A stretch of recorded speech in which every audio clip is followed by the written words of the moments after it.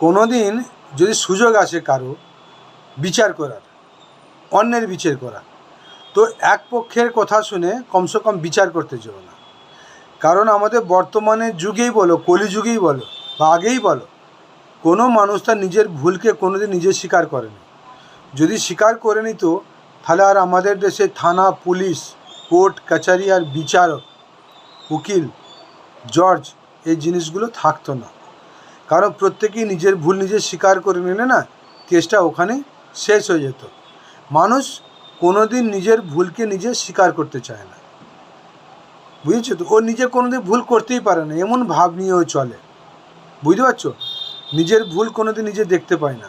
তাই বর্তমান যুগে যদি কোনো দিন কোনো সময় বিচার করার সময় আসে বা তোমাকে ডাকা হয়, কমসে কম দুই পক্ষের কথা শুনে তবেই বিবেচনা করবে।